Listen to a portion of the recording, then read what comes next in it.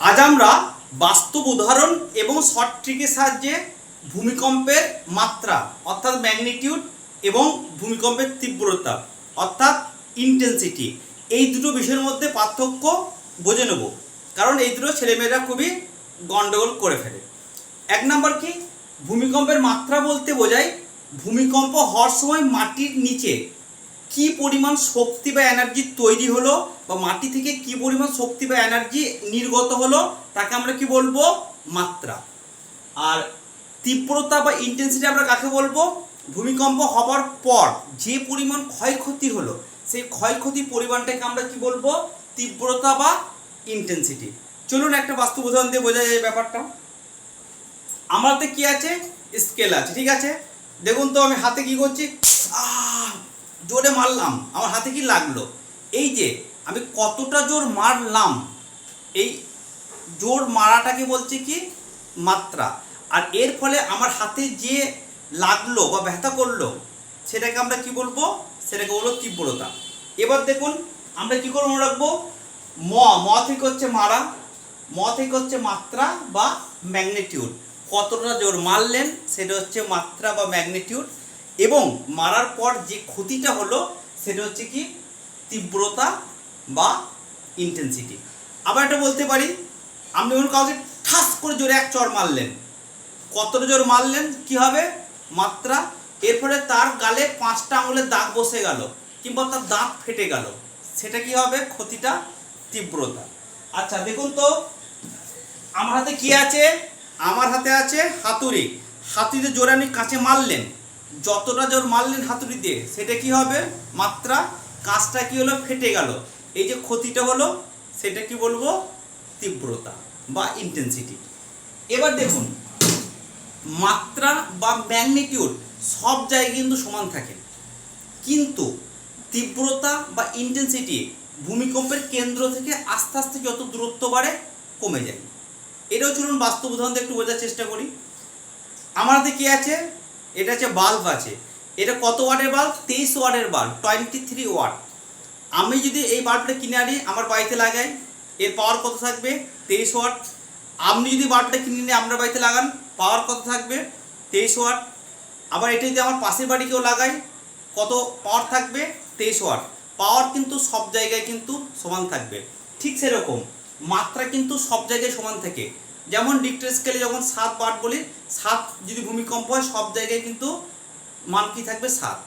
এবার দেখুন বাল্বটা মনে করুন আমি এইভাবে লাগিয়ে দিলাম, বাল্বটা জ্বেলে দিলাম, বাল্বের নিচে যে থাকবে সে কি হবে, সে বেশি পরিমাণে আলো পাবে, এবং যে বাড়ির বাইরে থাকবে বারান্দায় সে কি হবে, কম পরিমাণে আলো পাবে। অর্থাৎ বাল্বের নিচে থেকে আমরা যত দূরে চলে যাব আলোর তীব্রতা কি হবে, আস্তে আস্তে কিন্তু কমে যাবে। ঠিক যেমন দেখুন ভূমিকম্পের ক্ষেত্রে কি হয়, ভূমিকম্প যেখানে হয় কেন্দ্রে সেখানে ক্ষয়ক্ষতি বা তীব্রতা বেশি থাকবে, যত আস্তে আস্তে দূরত্ব বাড়বে ক্ষয়ক্ষতি বা তীব্রতার পরিমাণ কমে যাবে। এবার চলুন আমরা দেখে নেব কোনটা কোন স্কেলে মাপা হয়। দেখুন সর্বোচ্চ ক্ষয়ক্ষতি কি হতে পারে, মানুষের মৃত্যু। এই মৃত্যু কথাটা মনে রাখবো, তীব্রতা যায় কি লিখবো, মৃত্যু। মৃত্যুর ম থেকে মনে রাখবো মারকালি, ম থেকে মারকালি, আর ত থেকে তীব্রতা। তাহলে বলুন তো মার্কালি স্কেলের সাহায্যে ভূমিকম্পের কি মাপা যাবে, অবশ্যই তীব্রতা মাপা যাবে। আর যদি মার্কালি স্কেলের সাহায্যে ভূমিকম্পের তীব্রতা মাপা যায় তাহলে রিক্টার স্কেলের সাহায্যে কি মাপা যাবে, ভূমিকম্পের মাত্রা বা ম্যাগনিটিউড মাপা যাবে। তাহলে মার্কালি স্কেলের সাহায্যে ভূমিকম্পের তীব্রতা বা ইন্টেন্সিটি মাপা হয়, আর রিক্টার স্কেলের সাহায্যে ভূমিকম্পের মাত্রা বা ম্যাগনিটিউড মাপা হয়। এবার দেখুন আমরা ক্ষয়ক্ষতির পরিমাণ কি কোনো যন্ত্র দিয়ে মাপতে পারবো না।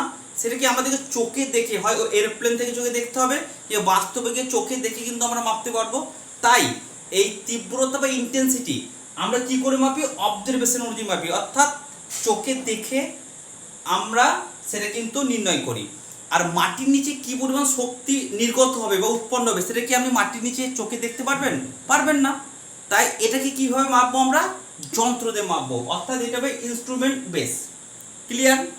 এবার দেখুন এই যে মার্কালি স্কেল, এটা রোমান নাম্বারে 1 থেকে 12 পর্যন্ত, 1 থেকে 12 পর্যন্ত কিন্তু পরিমাপ করা হয়। ঠিক আছে, এবং রিক্টার স্কেলটা কি করা হয় 0 থেকে 10, এটাকে বলে ওপেন এন্ডেড লগারিদম স্কেল। এবার দেখুন এই এক একটা 0, 1, 2 এক একটা ঘরে 10 গুণ শক্তির কিন্তু পার্থক্য হবে। এবার দেখুন এই যে এদিকে মার্কালি স্কেল এবং এদিকে হচ্ছে রিক্টার স্কেল, এগুলো কিন্তু অতীতে ব্যবহার করা হতো, কিন্তু বর্তমানে কিন্তু নতুন স্কেল ব্যবহার করা হচ্ছে। বর্তমানে কি ব্যবহার করা হয় ভূমিকম্পের মাত্রা বা ম্যাগনিটিউড মাপার জন্য মোমেন্ট ম্যাগনিটিউড স্কেল। কেন ব্যবহার করা হয় তার কারণ মার্কালি রিক্টার স্কেল বড় ধরনের ভূমিকম্প অর্থাৎ 8 বা তার বেশি মাত্রায় যে ভূমিকম্প সেটা ঠিকভাবে কিন্তু পরিমাপ করতে পারতো না, এবং বেশি দূরত্ব যখন হয়ে যেত সেটা কিন্তু পরিমাপ করতে পারতো না। তাই বর্তমানে মোমেন্ট ম্যাগনিটিউড স্কেল দ্বারা পরিমাপ করা হয়। এটা বড় ভূমিকম্প অর্থাৎ 8 বা তার বেশি ক্ষেত্রে কার্যকর, এবং কেন্দ্র থেকে অধিক দূরে যদি ভূমিকম্প হয় সেটার রিডিংও কিন্তু ঠিকঠাকভাবে পরিমাপ করতে পারে। এদিকে ভূমিকম্পের তীব্রতা বা ইন্টেন্সিটি বর্তমানে মডিফাইড মার্সেলি স্কেলের সাহায্যে পরিমাপ করা হয়।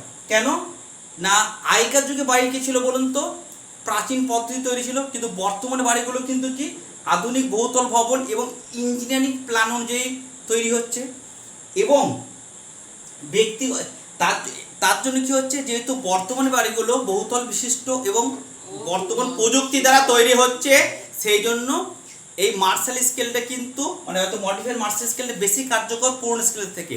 এবং পুরনো স্কেলে কি বলুন তো মানুষের অভিজ্ঞতা অনুভূতি এর দ্বারা পরিমাপ করত, কিন্তু এই যে নতুন স্কেল মডিফাইড মার্শাল স্কেল এটা মানুষের অভিজ্ঞতা অনুভূতি ক্ষয়ক্ষতি